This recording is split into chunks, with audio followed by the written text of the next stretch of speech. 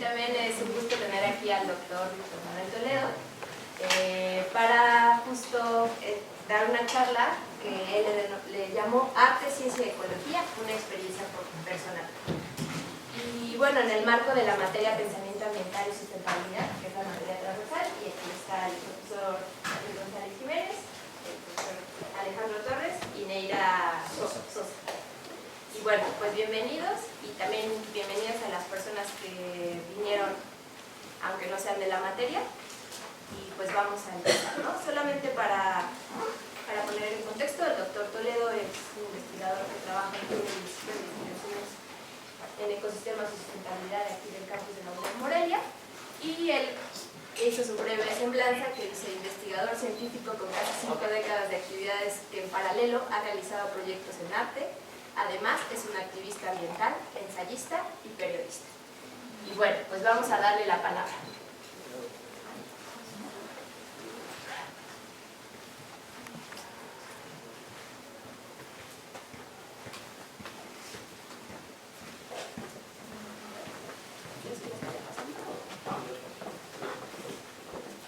Bueno, buenos días a todos. Agradezco mucho la invitación de parte de los profesores, especialmente de la maestra Erandi, para hablar de un tema que rara vez se habla, ¿no? Digamos, el motivo de la plática de hoy es poner en conjunto tres áreas que difícilmente se ubican, aunque cada vez la tendencia es a que se coloquen, se conecten las tres dimensiones. Y efectivamente voy a hacer referencias a cuestiones personales, por eso le puse así ese subtítulo. Y considero que el tema, que a mí ya verán ahora como el tema para mí es fundamental y se va a volver fundamental, yo creo. Espero convencerles. Porque las circunstancias del mundo nos van a ir exigiendo cada vez más poner en comunicación, digamos, estas tres dimensiones: ciencia, arte y ecología. Bueno, aquí está la primera imagen. Y bueno, para empezar voy a hacer una confesión. Les voy a compartir un secreto, y es que aquí hay una palabra más. ¿Alguien ya la vio? Sí, política. Pues, es que en realidad, efectivamente, la plática es ciencia, arte y ecología política. Lo que pasa es que si yo pongo ecología política, se asustan. No hubieran venido más que unos cuantos, o no me hubieran quizás censurado el tema. Pero efectivamente ya hoy no podemos hablar de ecología, sino de ecología política. De hecho, yo doy la clase de ecología política y creo que voy a dar la clase también en el siguiente semestre. Y entonces, digamos, vamos a hablar de estos tres temas: ciencia, arte y ecología política. Y vamos a ver cómo lo voy a manejar estos tres temas. Bueno, a ver, cuando hablamos, para empezar, cuando hablamos de la conexión entre arte y ciencia, o ciencia y arte, en buena medida invocamos a un personaje que es Leonardo da Vinci, ¿no? Porque Leonardo da Vinci, de alguna manera, tuvo la capacidad o habilidad de... aquí pongo justamente también a Leonardo joven, porque siempre se pone Leonardo de barba y así todo grande y sabio, pero en realidad también Leonardo también fue joven, ¿no? Y eso es muy importante. Digo ustedes, Leonardo da Vinci fue un polímata florentino del Renacimiento italiano. Fue a la vez pintor, anatomista, arquitecto, paleontólogo, artista, botánico, científico, escritor, escultor, filósofo, ingeniero, inventor, músico, poeta y urbanista. Y la pregunta es, ¿cómo es que logró Leonardo hacer esto? Y bueno, pues todo el mundo piensa pues, que fue un genio, entonces es un hombre excepcional, ¿no? Bueno, yo creo exactamente lo contrario. Yo digo que todos los seres humanos tenemos la capacidad de Leonardo da Vinci. Lo que pasa es que no tenemos ni las condiciones sociales, culturales, políticas, ambientales, familiares, psicológicas, para poder expresar lo que expresó Leonardo. Pero en realidad todos tenemos todos traemos dentro habilidades de todo tipo. De pronto, como se sabe, se hace énfasis dentro de nosotros mismos una cierta inteligencia, ¿no? Se habla de inteligencia, por ejemplo, los que tienen mucha habilidad para la música o para las matemáticas o para la literatura, pero en general todos tenemos este potencial. Yo digo que lo que pasa es que las condiciones no están dadas para esto, ¿okay? Y esto tiene que ver con un simple recordatorio de qué es el ser humano. Entonces, el ser humano por lo menos somos cuerpos, somos soma, ¿no? Y por lo menos se distinguen dos grandes dimensiones del ser humano, que es el pensamiento y el sentimiento, ¿okay? Es decir, la razón y la pasión, ¿no?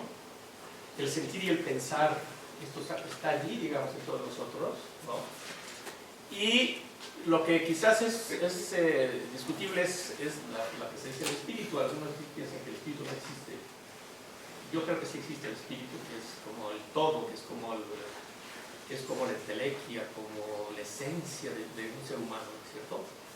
Entonces, yo creo que por lo menos el ser humano está formado por espíritu, pensamiento, sentimiento, y esto está, digamos, localizado en un cuerpo, ¿no? Y que tiene que haber un balance entre esas cuatro dimensiones en uno mismo.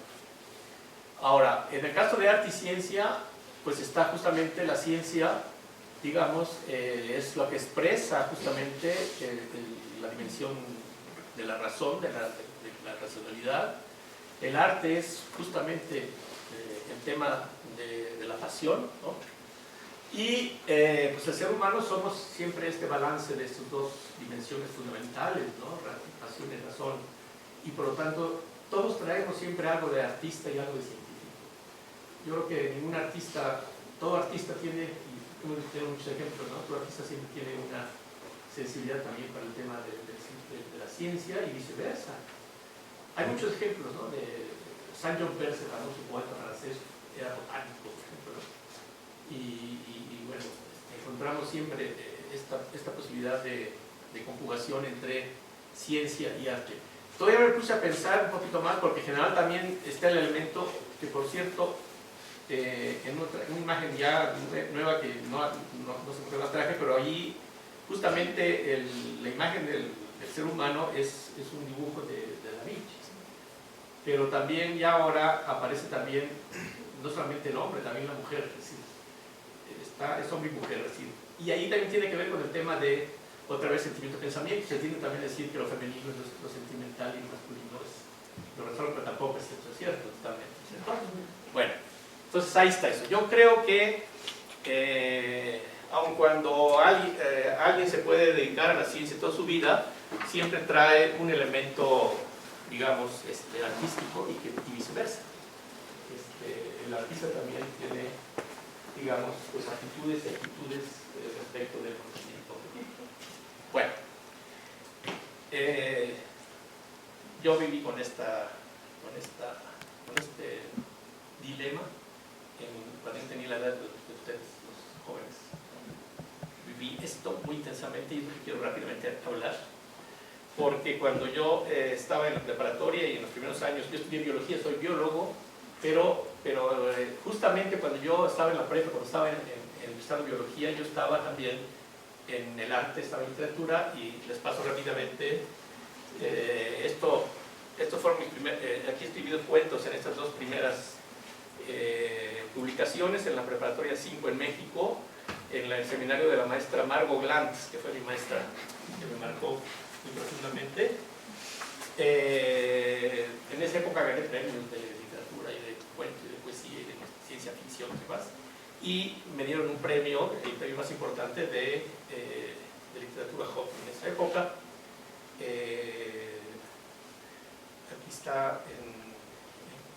Aquí está Juan Bañuelos, Carlos Monsiváis, Margot Glantz, por ahí ando yo. y acá abajo está Elsa Cross, está José Agustín. Ya desde entonces tuve la ocurrencia de, eso fue en 1969 y yo soy de la generación 68 y en mi discurso de recepción del premio abogué por mis compañeros que estaban presos políticos en Lecumberri. Y eso hizo que Salvador Novo, que estaba ahí, se saliera inmediatamente del evento. Se molestó por lo que yo dije, ¿no? Y esto ya tiene cola. Bueno, pero también hice teatro, estuve en teatro en Coapa y luego en la compañía, en esa época se fundó la compañía de teatro de la UNAM, que por cierto ganó el gran premio de teatro universitario en Francia, con Divinas Palabras de Valle Inclán. Yo no actué ahí pues, pero estaba yo en mi grupo de teatro de la UNAM. Y pues, después estuve como actor en El Amor Médico, de Virgilio Sarmiento, y en La Paz de Aristófanes, que fue otra obra que pusimos. Y bueno, ahí estoy como Hermes, el cuidador del Olimpo. Bueno, en aquellas épocas. Bueno, ok, eso fue muy rápido. Lo que quiero decirles es que eso está presente en todo. Entonces, lo que quiero transmitir a ustedes es que eso está presente. Ahora, vamos a comenzar ya a desarrollar la idea que yo les traigo. Vamos a empezar por el tema de la ecología política, porque es lo que yo creo que es lo que permite la conexión, no, lo que va a exigir la conexión entre arte y ustedes. No sé cuántos de ustedes sepan algo de esto, de la ecología política, pero en principio la ecología política es una mirada sin anestesia. ¿Y por qué es una mirada sin anestesia? Pues porque yo creo que en general los seres humanos estamos permanentemente siendo anestesiados por los poderes, ¿no? Anestesiados a través de los medios de comunicación, a través de la generación de ideas por las élites, incluso informáticas, pero también por las élites religiosas, en fin, los seres humanos estamos permanentemente siendo anestesiados, adormecidos y haciéndonos creer en un mundo que no existe y en un mundo que, digamos, oculta la explotación, estamos hablando de muchas cosas. Entonces, la ecología política tiene hoy en día la virtud de ser una área emancipadora y entonces paso a explicarles qué es esto, que suena muy raro. Bueno, para empezar, no sé si ustedes jóvenes ya se dieron cuenta que están viviendo una época que es una época sin parangón en la historia. Es importantísimo que ustedes registren. Estamos viviendo, digamos, una era en la historia de la humanidad que no tiene comparación en toda la historia. La historia del ser humano son 200.000 años. ¿Recuerdan ustedes?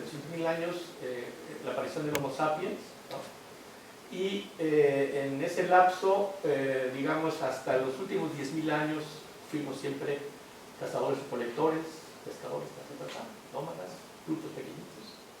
Y hace 10.000 años, con la revolución neolítica, el ser humano se sedentariza, se domestica plantas, animales, se manejan metales y, digamos, comienza lo que muchos historiadores llaman, comienza la civilización, entre comillas, pero esto no es así. Entonces, fíjense ustedes, en estos últimos 10.000 años se da un crecimiento paulatino de la población, etc. Pero no es sino hasta los últimos 100, 150 años que se da un proceso de aceleración de todo. Todo se acelera. Entonces, digamos, lo que llamamos civilización moderna surge de un proceso de aceleración.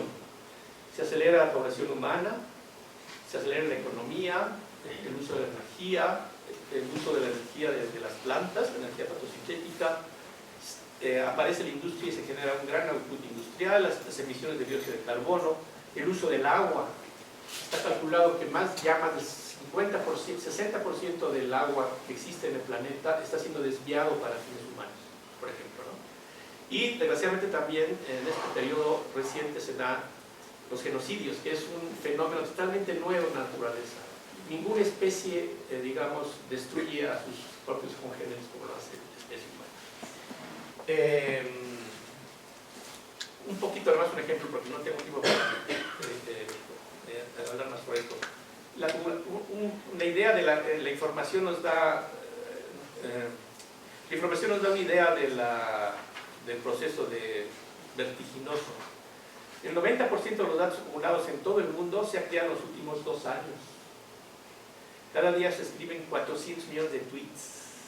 Cada minuto se crean 600 nuevos blogs. Y cada segundo se realizan 10.000 pagos con tarjetas. O sea, un poco vean ustedes la velocidad. Estamos viviendo un mundo de velocidad, de cambio muy intenso, ¿no?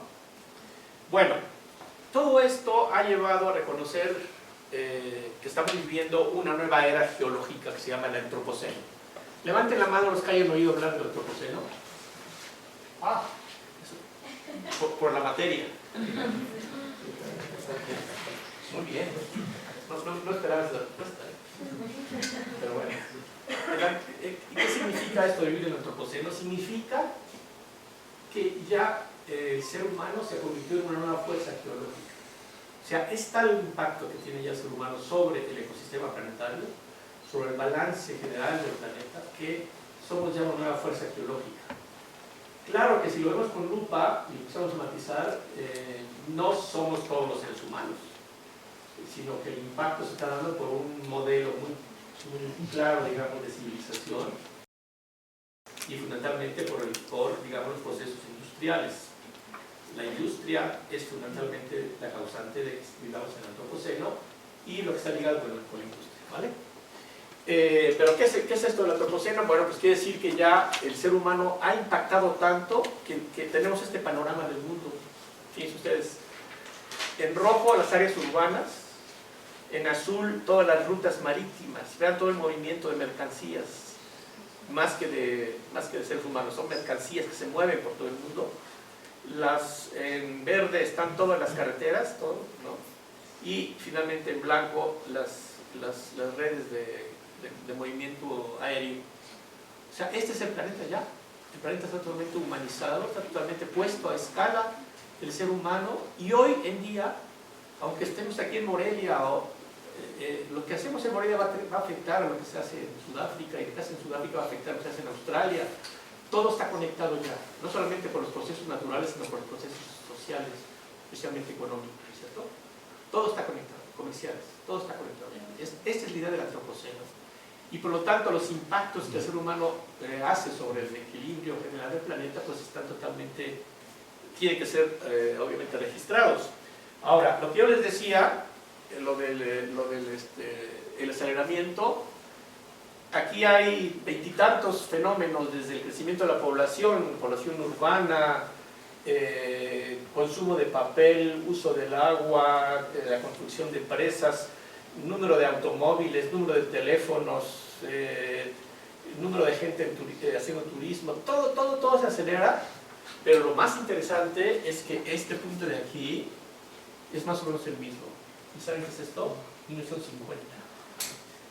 1950 y tiene que ver con el fin de la Segunda Guerra Mundial, el periodo, digamos, de paz, entre comillas, porque ha habido muchos conflictos, pero se da un proceso a partir de 1950 que más o menos coincide con los principales fenómenos. Es interesantísimo, ¿no? Ok, ahora, en este panorama, ¿qué sigue?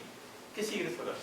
Bueno, pues justamente en los últimos años han aparecido numerosos ensayos, libros, publicaciones, reportes, análisis que toman a 2050, pues 100 años después, como una fecha clave, ¿no? Entonces, yo estoy escribiendo un libro sobre 2050 que le debo a la editorial Icari de Barcelona, espero terminarlo pronto, pero les platico rapidísimamente lo que esperamos de aquí a 35 años. Punto número 1, el factor demográfico. Pasaremos de 7.000, un poco más, 7.000 millones de seres humanos a 9.000 millones de seres humanos. O sea, la población va a crecer 2.000 millones en 35 años.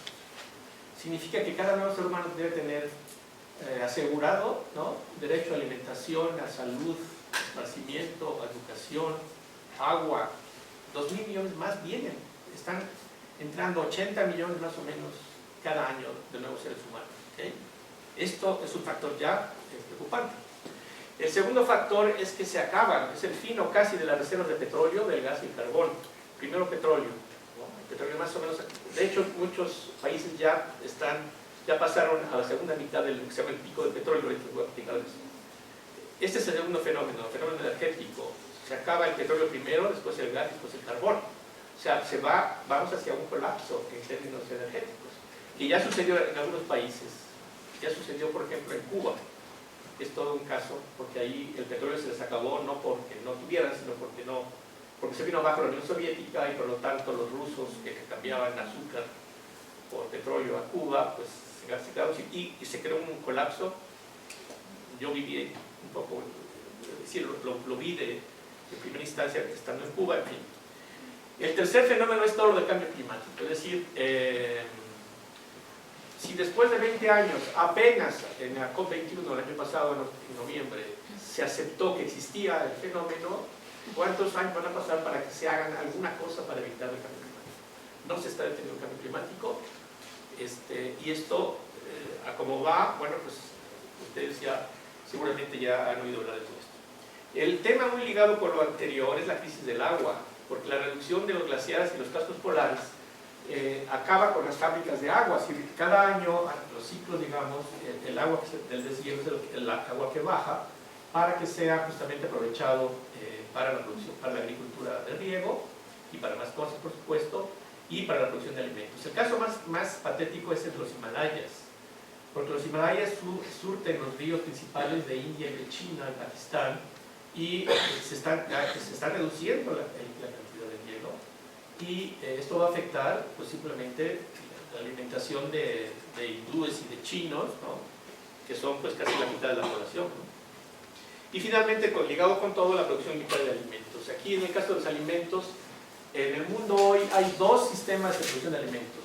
El sistema agroindustrial moderno con máquinas, pesticidas, agroquímicos, transgénicos, que calientan el planeta o que aumentan la contaminación, ¿no?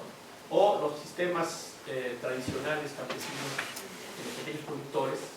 Estos producen 60% de alimentos con una cantidad mínima de tierra, y estos, que son los latifundistas, los grandes propietarios y los agroindustriales, producen el resto. La opción es la agroecología a partir de lo de acá. Ese es todo un dilema que sería tema para toda una conferencia, pero bueno. Entonces, estos son los 5 factores que nos esperan, ¿no?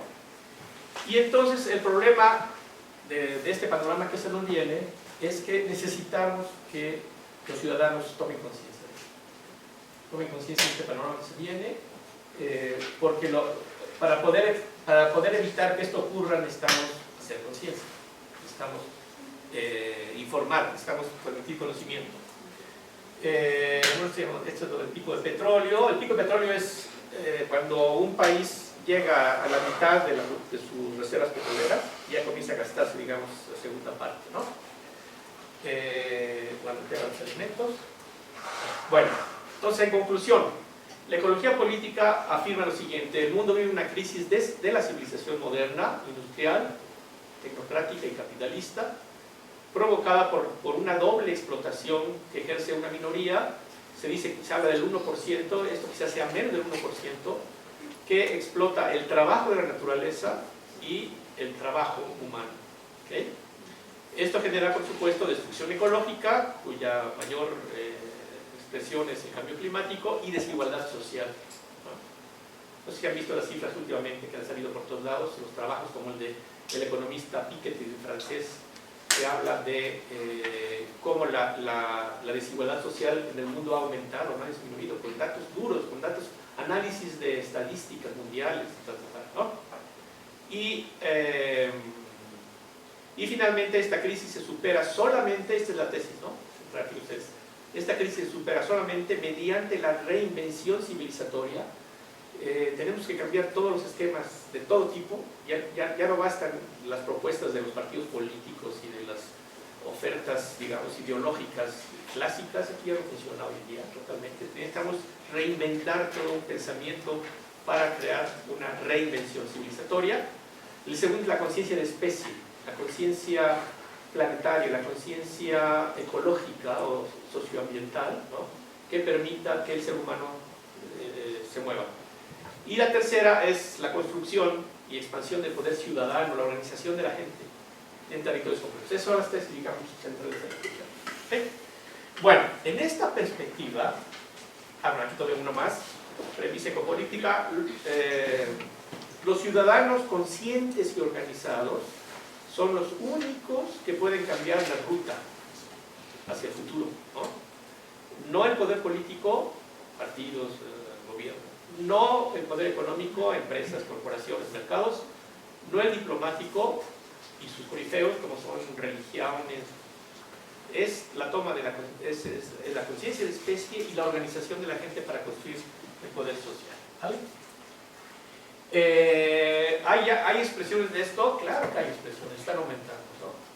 Les recuerdo esta manifestación contra Monsanto que movilizó a 2 millones de personas en 463 ciudades del mundo, que nos está indicando también cómo la comunicación a través del Internet es un factor positivo en la construcción del poder social, del poder ciudadano, de la toma de conciencia, ¿vale? Esto es realmente interesantísimo. Fíjense ustedes, movimientos sociales representando más de 200 millones de gente alrededor del mundo denuncian la toma, digamos, de las corporaciones a la cumbre sobre el clima que organiza Naciones Unidas. Y aquí está Vía Campesina, que son como 800 millones. Oil Watch International, Migrant Rights International, Global Forest Coalition, Indigenous Environmental Network, Grassroots, Global Justice Alliance, Attack France y 330 organizaciones.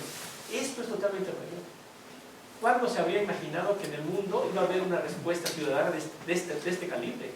O sea, 200 millones de seres humanos conectados para protestar, ¿no? Eso es totalmente nuevo en la historia del mundo, ¿no?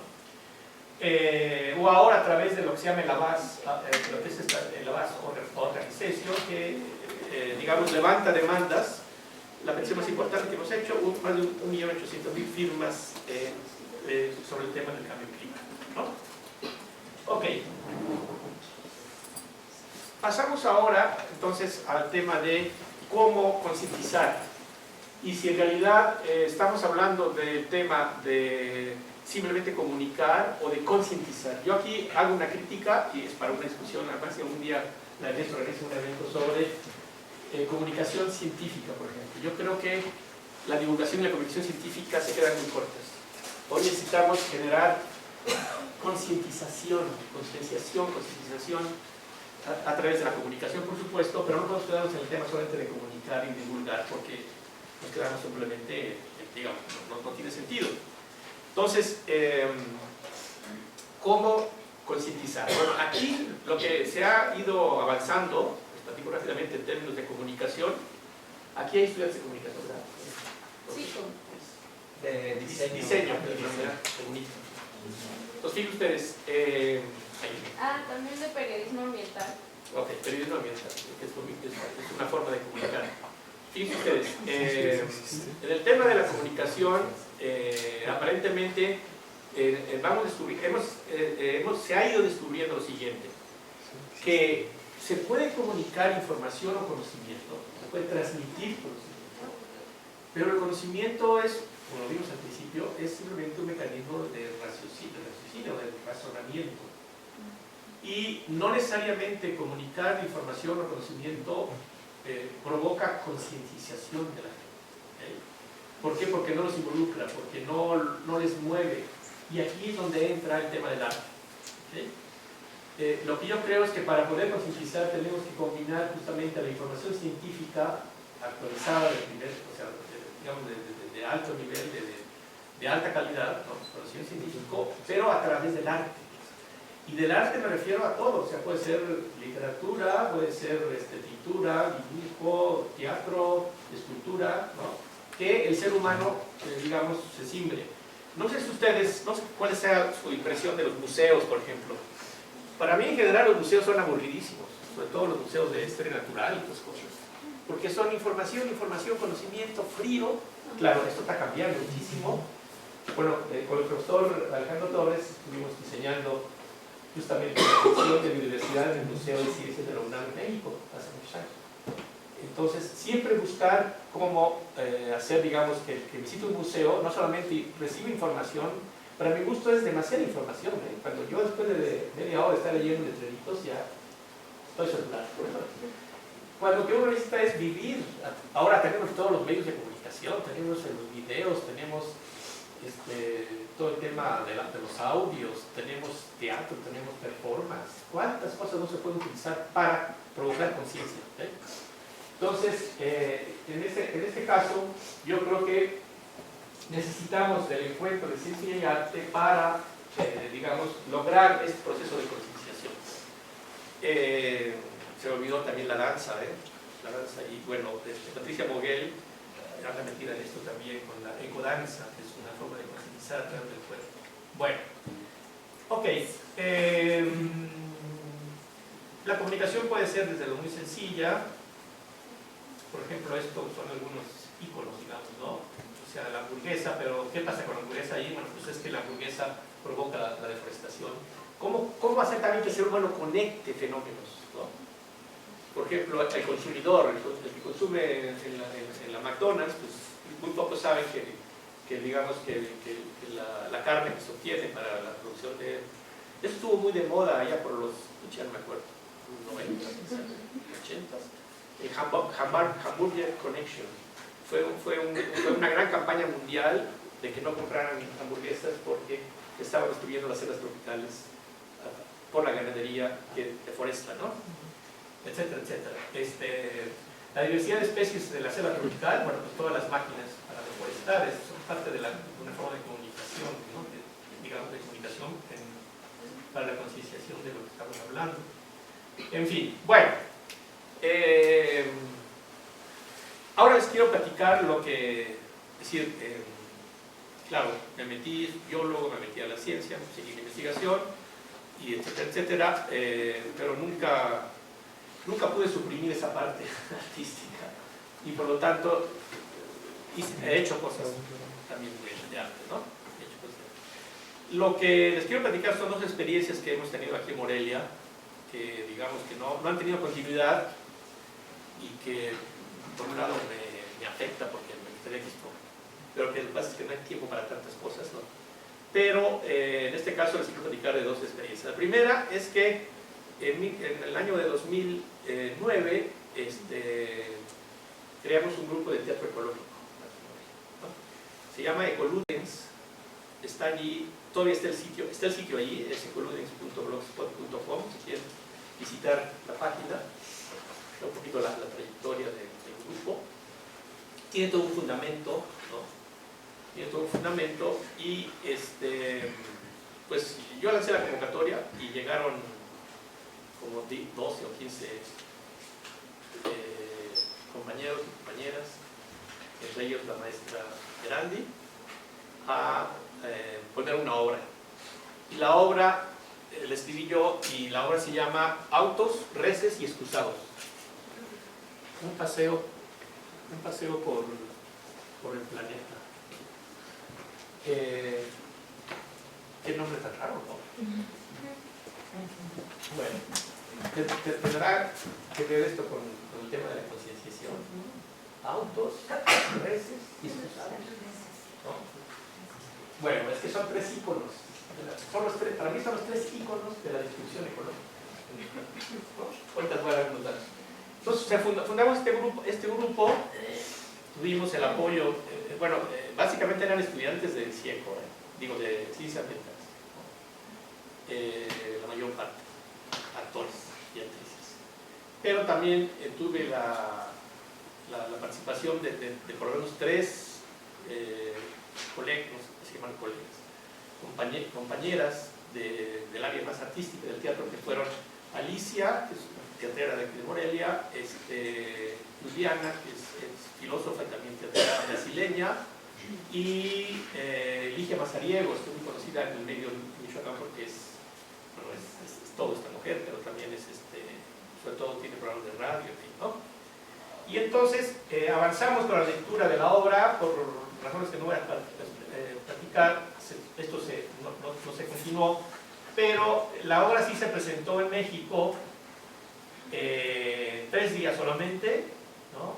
En una versión que un poco no es la versión que yo quería, pero no importa, que la presentó Adonai Anand, y digamos se presentó en México, y está allí.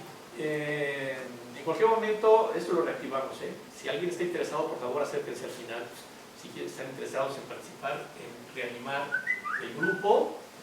Y digamos, pues la idea era justamente, digamos, transmitir esto, ¿no? ¿Por qué autos, reces y excusados? Bueno, pues ustedes ahí les dan los datos rápidamente, ¿no? Por cada 2 seres humanos que nacen al año, se construye un auto.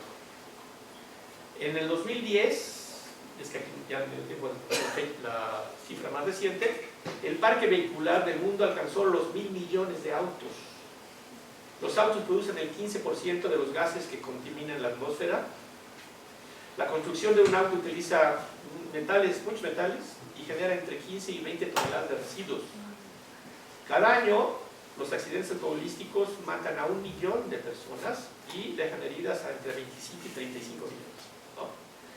Siempre yo, cuando estoy dando las pláticas, les pregunto al auditorio, ¿cuál es la tecnología moderna más peligrosa del mundo? Y nadie sabe, ¿no? El auto mata a 1 millón de personas al año. Está registrado por la OMS. O sea, y por ejemplo, ¿no? Por ejemplo, aquí es un ejemplo de lo de la anestesia, ¿no? O sea, yo creo que no hay mayor propaganda que esas cigarros, no. ¿Cuáles son las propagandas más abundantes en los medios? La de los autos, ¿no? Alcohol. Ah, no, alcohol. Alcohol. Y ahora, a mí me está de moda ahora, todas las mañanas ejercicios, ¿no? O de las máquinas estas para correr. Es impresionante, bueno. Pero la propaganda de los autos, incluso, que ustedes, en el joven moderno, saber manejar y tener un auto es como para los antiguos, digamos, aprender a nadar o dar un salto. Es un acto de reafirmación, ¿cierto?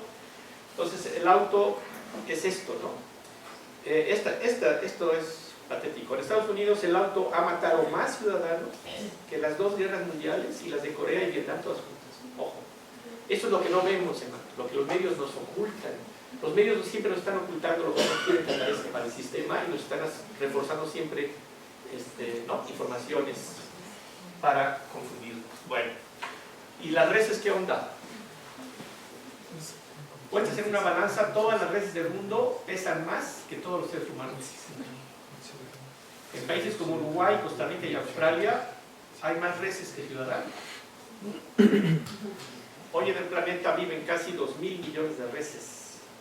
Cada res eructa unos 100 kilogramos de metano al año, un gas que en la atmósfera induce calentamiento global.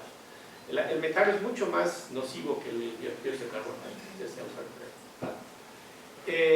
Finalmente, la expansión de la ganadería ha provocado ya la destrucción de decenas de millones de hectáreas de selvas tropicales. Por ahí está todo también. Esto es como para, digamos, documentarlo con muchos datos y gráficas, si ustedes quieren, pues, pero esto es el mensaje que se daba en la obra, ¿no? ¿Y los excusados qué onda? Un excusado estándar utiliza de 10 a 16 litros de agua cada vez que se usa.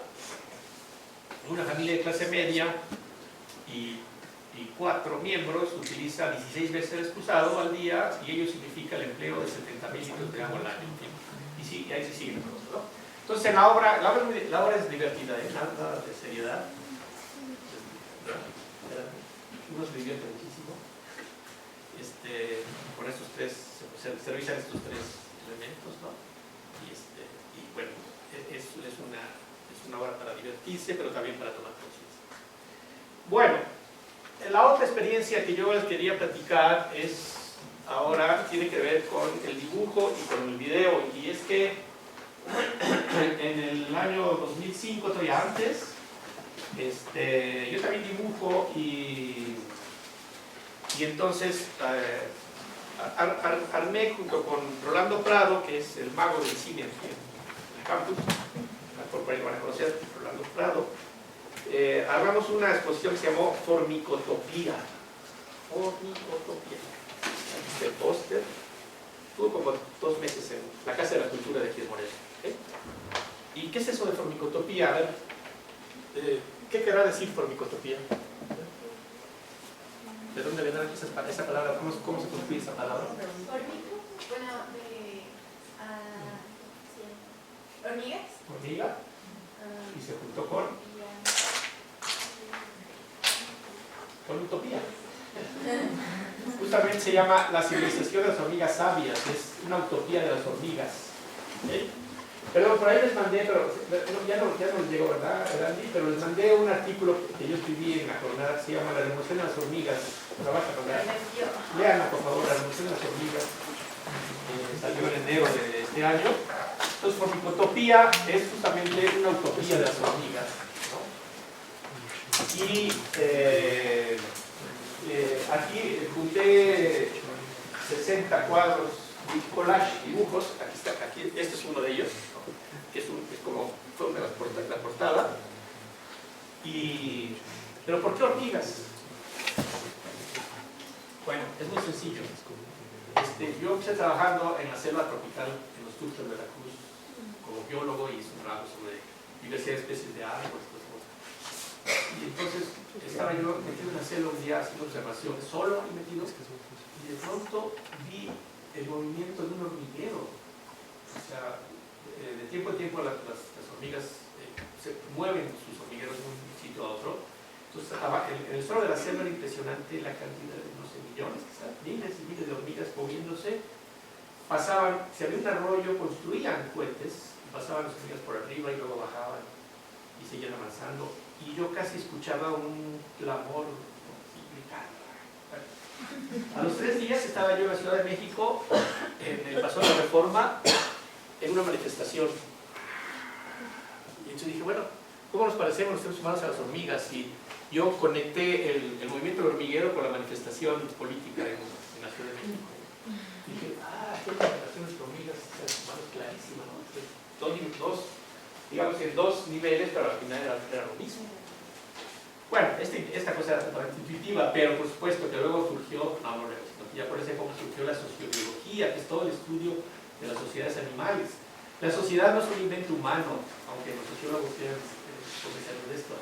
La sociedad es un invento animal, ¿no? Incluso acabo de leer un libro que dice que también la cultura es un invento biológico, no es un invento social, ¿no? De los humanos. Y entonces, con esa idea, empecé a hacer dibujitos de hormigas, de hormiguitas que hacían como seres humanos. Y entonces, por eso lo hice como 20 años, 30 años. Y fue juntando, en alguna época que me aburrí de la ecología, por ahí me metí como un mes, nadie lo supo esto. Dejé de venir como investigador, quizás me debieron haber casi expulsado del CIE, no sé qué cosa estaba. Pero me puse a dibujar y hacer collage. Muy sencillo el collage. Yo creo que el collage, digamos, es una vía de expresión pictórica, sobre todo para los niños. Es simplemente recortar con las tijeritas, ¿no? Revistas. Esto me volvió obsesivo. Donde veía una revista en el Samos que veía cosas, pues me la compraba porque me daba elementos para construir alguna imagen, ¿no? Algún cuadro. El caso es que con toda esa idea, y luego ya con el apoyo de Rolando, que se tardó 6 meses en hacer los videos, hicimos esta exposición. La idea es muy sencilla, y es que el ser humano, por toda su estulticia y su estupidez, desaparece del planeta, y entonces una especie de hormiga evoluciona y toma el papel de los seres humanos. Esa es toda la historia, ¿no? Y está todo documentado allí. El caso es que entonces hicimos esta exposición. Un amigo escultor de Morelia nos hizo una hormiga gigante, pusimos parte de información sobre las hormigas y luego ya todos los cuadros. Y entonces pues son los cuadros, no puedo platicarles con más calma, pero espero que algún día lo retomaré, ya escribiré toda la historia, pero esto se animó también, se hizo animación, y bueno, pues, estos cuadros, digamos, forman parte de toda una historia que se va describiendo en la exposición, y que intenta, bueno, pues sacudir, ¿no? El orgullo humano, ¿no? De la especie humana, para decir, bueno, pues si no se ponen las pilas, una hormiga nos va a sustituir en el futuro, ¿no? Y es básicamente eso. Bueno, ¿qué más? Bueno, pues en realidad yo creo que esa es, digamos, la vía en la que yo conectaría el tema de ciencia con el tema de arte. Yo creo que es la urgencia, digamos, del mundo de hoy, lo hemos mostrado a través de lo que la ecología política nos dice, y que por lo tanto estamos, digamos, estaremos cada vez más y más con la necesidad de que se unan artistas y científicos para, digamos, generar una conciencia en los ciudadanos. En la reflexión desde la ecología política me convenzo más que no van a, insisto, ni el poder político ni los poderes económicos van a sacarnos de la crisis, van a ser los ciudadanos organizados, y esto ya está ocurriendo en todo el mundo.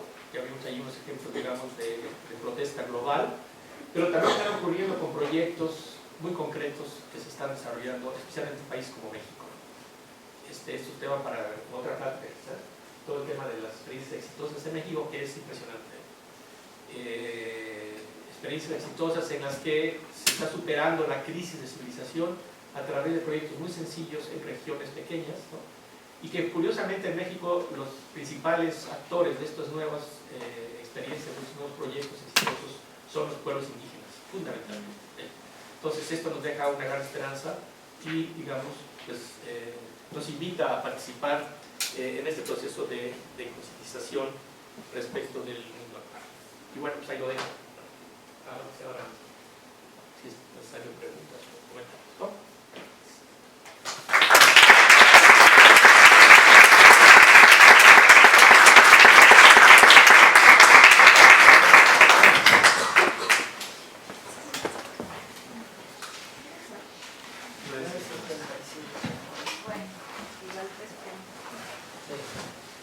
Muchas gracias.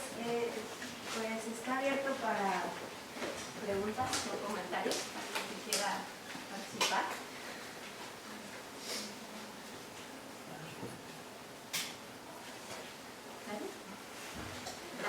Un comentario. Muchas gracias, Víctor. Me encanta volverte a escuchar y me encanta ver que estamos un poco en sintonía.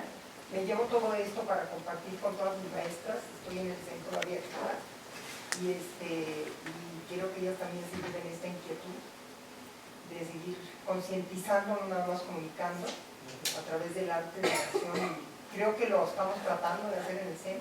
Te invito a que nos vengas a visitar, a que nos conozcas hoy después de tantos años, ¿no? ¿Estás en primaria o...? Estoy en toda la escuela, o sea, coordino educación socioambiental, entonces estoy en toda la escuela, pero ven a conocernos para que veas qué estamos haciendo. Y a conocernos otra vez, ¿no? Estabas muy cercanos a nosotros, Sí, yo di como 3 o 4 clases. Por supuesto, muchas. Ahora tenemos cercanos a muchos papás aquí del circuito. Sí. Y bueno, invito a que nos conozcas otra vez. Me lo llevo todo esto porque se entreteje de manera maravillosa con nuestro trabajo y me impulsa a seguir trabajando en esto. Muchas gracias. Gracias por recibirnos acá, los que no somos de aquí.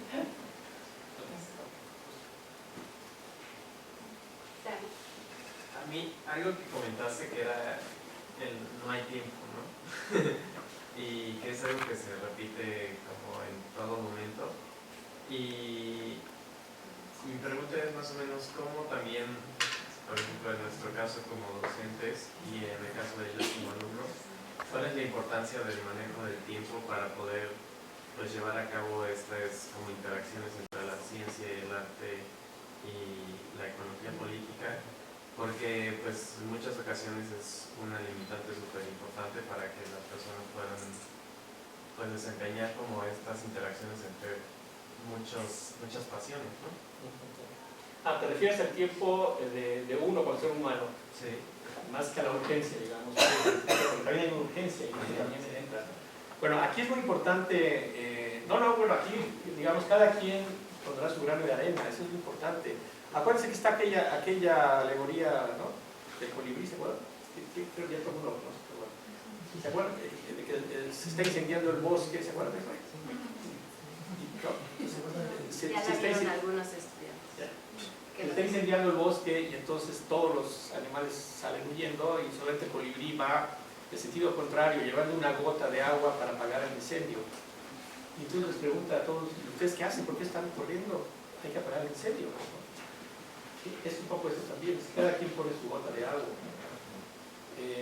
Y bueno, en la medida en que aumenta la conciencia y aumenta el involucramiento y la participación, esto se va a lograr. Entonces es un poco como la conciencia de especie, que además es irreversible. Una vez que alguien adquiere esta conciencia, que no es fácil adquirirla, aunque sí, por ejemplo, sí la tienen. Por ejemplo, ahora se están viendo todas las resistencias contra los proyectos en México, sí lo tienen los pueblos, la gente inmediatamente, esto está aumentando. Entonces, digamos, esta toma de conciencia de especie, es decir, una idea de que vivimos en un planeta amenazado y que tenemos un compromiso como humanidad, esto ya es importante. Entonces, pues sí, lo del tiempo cada quien, digamos, lo dirá como pueda, como quiera, pero lo importante es que digamos que se involucre. Muy bien. Alejandro y Carla. Y luego Beatriz. Sí, bueno, yo creo que efectivamente hay que pasar, yo creo que de la conciencia a la acción, ¿no? Y yo también creo que hay unas experiencias muy interesantes ahora la viví en Sierra Gorda, ¿no? Y logramos, por ejemplo, ahorita se tiene todo lo que es la Sierra Madre Oriental, 900 chavos, se llaman ecochavos, 900 chavos haciendo cosas en sus comunidades, ¿no? A favor del medio ambiente y ahora con apoyo de la GIZ ya con proyectos, ¿no? Chavos financiando e incluso consiguiendo dinero para eso. Entonces hay como muchas cosas que están haciendo, pero sí, efectivamente yo creo que la cosa, por ejemplo, una de las partes más importantes es nosotros como consumidores, ¿no? Es decir, ahí es donde podemos hacer los cambios. Quizá muchas veces estamos más metidos como en una parte más formal de querer concientizar y todo, pero los cambios están desde lo que consumimos, desde cómo vivimos, desde toda esa parte, ¿no? Que yo creo que ahí es donde es la única posibilidad, digamos, de hacer un cambio realmente de fondo, ¿no? Así es. Digo ustedes, sin que esto sea un partido político, pero aquí también podemos hablar ya de militantes, y es una militancia diferente, porque la militancia comienza justamente por nuestra propia casa, modificando nuestros hábitos. Ahí empieza todo. Y uno dice, es que esto no tiene sentido, porque pues, ¿para qué separo la basura? Esto no tiene sentido. O sea, aquí sí entra todo el tema del budismo, ¿no? Y de toda esta cosa que es, todo está conectado con todo. Lo que yo haga o no haga va a afectar al resto y viceversa. Entonces nos han hecho creer que no tiene sentido esto. Claro, no tiene sentido. Ahora, aquí también lo interesante es que, digamos que en esto no vamos a estar solamente biólogos o ecólogos, ¿no? Sino que se involucren justamente los artistas también, ¿no? Claro. La otra parte es muy importante. Pero sí, efectivamente, como dice Alejandro, esto ya se está llevando. Sí. Yo estoy maravillada, muchas gracias. La verdad es que estuvo, me voy muy motivada, me voy con la cabeza llena de ideas, pero algo que se me hizo muy hermoso es empezar con Leonardo, porque veo muchos jóvenes, eso es muy esperanzador, y que no hay límites, ¿no? Que todos tenemos esas capacidades y que uno es el que se limita. Entonces, y de hecho lo vemos, ¿no? Los jóvenes son muy creativos y hacen unas combinaciones y pueden ligar ideas mucho mejor quizá que uno que ya está mal también. Nos cuesta un poco más de trabajo. Entonces eso se me hizo maravilloso. Otra cosa, creo que el arte en sí creo que es un acto político, ¿no? Las caricaturas, ¿no? Como era una forma de rebeldía y de manifestar lo que a uno no le parecía, ¿no? En aquellos tiempos y actualmente también. Las obras de teatro, las canciones de protesta, ¿no? Finalmente es una manifestación del arte y es un grito, ¿no? Desesperado y es una acción. Por cierto, acabo de conocer el domingo pasado a Jesús Rodríguez. No sé si alguien sabe quién es, pero es una teatrera totalmente rebelde y me ha dado muchísimo placer. Sí, no. Y además el invitarles también en esta cuestión del arte y esta cuestión del concientizar. He tenido en los últimos años el gusto, el gran honor de participar con una comunidad aquí en Morelia, que precisamente ellos se denominan Comunidad Ecológica Jardines de estamos haciendo es, cada mes se lleva a cabo algo que se llama Feria del Agua, y Tianguis La Gotita, en donde se pone en el centro la problemática del agua, específicamente en Morelia, ¿no? En donde tenemos un manantial que está siendo gravemente destruido y que pues, de aquí se abastece a muchas colonias de Morelia. Y entonces hay esta combinación de compartir con la palabra, con datos duros y con documentado, cuál es esta problemática y la trascendencia de esto, ¿no? Y que esto se hace con muchos colectivos. Hay grupos de teatro, hay quien comparte la música, entonces es un programa bastante completo en este sentido y cada vez se adhieren más colectivos. Hay danza, hay teatro, hay música, Ligia Mazariegos, por ejemplo, comparte palabra, y va a leer poesía, o ella de su autoría también comparte.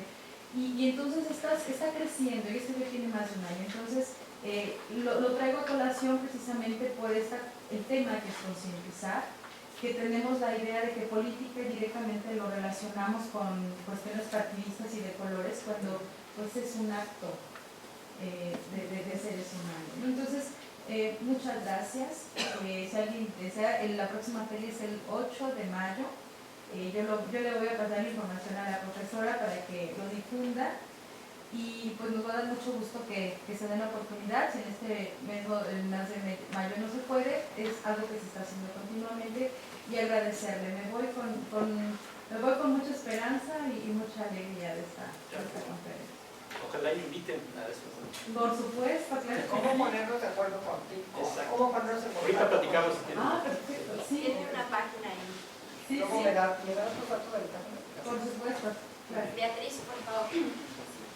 Bueno, yo también quería decir, no sé por dónde empezar, pero porque, bueno, a mí siempre me llena, no sé, sí, agradecimiento como conocer personas que tienen tanta experiencia y que realmente, o sea, tienen como esa voz, ¿no? Como para decirnos y darnos a conocer como cosas que a veces están adentro de ti, pero no las entiendes, ¿no? Entonces, bueno, también le quería preguntar que cuando pasa precisamente esto, ¿cómo encuentra, precisamente iba un poco ligado al tiempo, ¿no? Porque, bueno, usted ha hecho muchas cosas a lo largo, ¿no?, de su vida, y muchas cosas de ciencia y arte, y de repente yo encuentro la carrera muy absorbente, ¿no? O sea, como que quisiera hacer más cosas, y precisamente como esa inquietud de querer hacer más cosas y abarcar más cosas no me deja como concentrarme en lo que tengo que hacer, ¿no? Entonces no hago nada. ¿No? O sea, quiero hacer todo y no hago nada. Y entonces, y pues no sé, esa vez también como que se siente mal, ¿no? Como igual no sé, bueno, es suficiente, pero realmente quiero hacer como más cosas, y pues, tal vez a veces creo que es también esta fenómeno que queremos ir muy acelerados y creemos que no nos va a alcanzar el tiempo. Entonces, no sé, digo, a lo mejor tengo que tener paciencia y terminar mi carrera y después empezar como a involucrarlo con otras cosas. Pero la verdad es que no he podido hacer. Ya. Bueno, aquí tenemos la fortuna de que el profesor Alejandro Torres nos acaba de decir que va a entrar en la planeación de la ENES. Efectivamente, yo no sé las otras carreras, pero al menos en ciencias ambientales. Existe ecología. ¿Eh? Y ecología también está claro. Esta se de ecología. Ecología. Bueno, no sé si yo creo que pasa lo mismo. En ciencias ambientales mi percepción ha sido que, dado que la mayor parte de los profesores de ciencias ambientales somos investigadores, le estamos exigiendo demasiado a los estudiantes. Es decir, se está dando demasiada información, queremos casi tener recursos de posgrado, cuando que hay que simplemente, digamos, ofrecer lo más elemental, lo más sencillo, que se queden con las ideas más generales. Es mi impresión. Entonces aquí, esto que usted me dice, lo escucho todo el tiempo de los estudiantes de la digamos, de los que yo he tenido contacto, efectivamente. Y es muy importante que ustedes tengan, al menos cuando yo estudié la carrera, teníamos tiempo para ir al cineclub, irnos a las conferencias de otras carreras, o sea, había tiempo para todo. Entonces a lo mejor habría que replantear esto, ¿no? Que tanto la carga está siendo demasiado fuerte y ofrecer, y que también que el campo de la UNAM ofrezca, que ya está ofreciendo muchísimas para la formación integral del estudiante, del profesionista. Sí, yo creo que ahí, digo, pronto van a recibir una invitación porque queremos que este plan de desarrollo de la ENES con esta nueva dirección venga con otros elementos, tenga mucho más participación de parte de ustedes para todas estas ideas. Pero en principio sí les diría 3 ideas que hay ya puestas, digamos, en la mesa. Una es la transdisciplina y la interdisciplina, es decir, que las materias de muchas de las licenciaturas se puedan tomar en cualquiera de las carreras, ¿no? Eso es una de las partes. La otra son también la parte de las TICs, ¿no? de las tecnologías de información. Es decir, ya no todas las materias deberían ser presenciales, ¿no?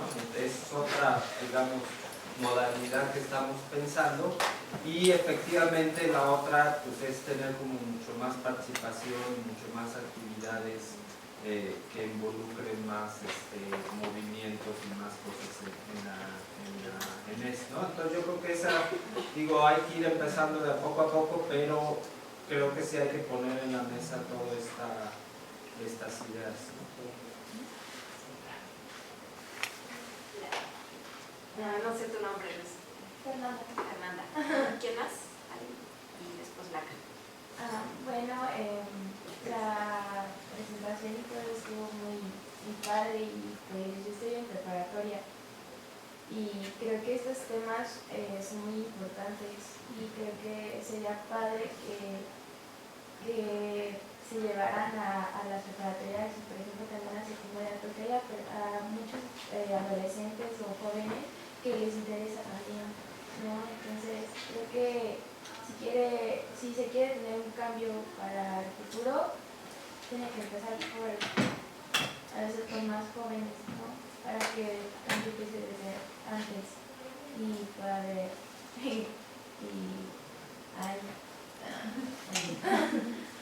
Sí, es que la tarea es titánica, la tarea es... hay tanto que hacer. Y así como se puede dar la idea, por ejemplo, con Facebook, con todas las páginas, las redes sociales, también se puede dar con las prácticas que tenemos con los grupos de los amigos. Entonces, sí se puede dar un cambio y se puede hacer desde esta mesa.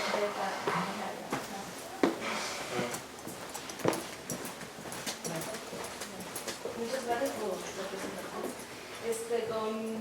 Con el título de la presentación y con el contenido, usted no solo integra la parte de ciencias sociales con las ciencias naturales, que desde el punto de vista científico siempre ha estado peleado, ¿no? Entonces usted también de la parte de arte. Entonces, desde esta perspectiva, ¿cómo usted o cómo sugiere que afrontemos los jóvenes científicos que queremos ser un poco más interdisciplinarios a esta, que es como una lucha en contracorriente, ¿no? Y además incorporando el arte no es algo como aún más ambicioso? Entonces, ¿cómo desde su experiencia que ha tenido siempre integrando todas las disciplinas y además el arte, qué sugiere a los nuevos científicos que queremos luchar en contra de estar etiquetados en una disciplina o en una manera de hacer las cosas, ¿no? Sí, hay que hacer trampa. Es decir, efectivamente, como esta cosa a contracorriente, ni modo, o sea, hay que entrar y, digamos, pues ni modo, presentar un enfoque de especialidad, porque así es, ¿no?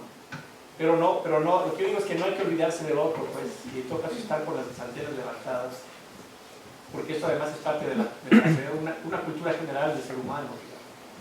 Igual a la medida en que cada quien pueda, con el tiempo y con las circunstancias, hacer más cosas, pero creo que no hay fórmula, simplemente no nos queda más que, digamos, aceptar las reglas del juego y entrar, pero sin perder esto, digamos, ¿no? Sin perder esta visión, digamos. Creo que sería mi respuesta, sí. Y en el lado de las críticas que hay hacia, como científico meter parte de documentos sociales o parte de arte, cómo afrontar con esa crítica de esas personas que... Hace 25 años mis colegas de la UNAM decían que lo que yo hacía no era ciencia, porque mezclaba ecología con social, otra cosa, y bueno, ni modo de que aguantar. ¿Alguien más? Bueno, pues muchas gracias. A ustedes, Víctor, muchas y un aplauso.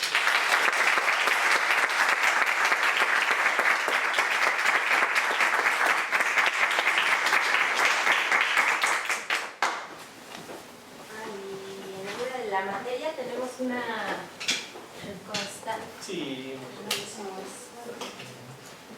Un reconocimiento. Bueno, lo leo. Dice: reconocimiento a Víctor Manuel Toledo Mansur por su participación como ponente en la charla Arte, Ciencia y Ecología, una experiencia personal, organizado por la materia transversal Pensamiento Ambiental y Sustentabilidad en ES Morelia. Y por mi raza hablará el espíritu, Morelia, Michoacán, a 22 de abril de 2016. Doctora Ana Isabel Moreno Calles, secretaria.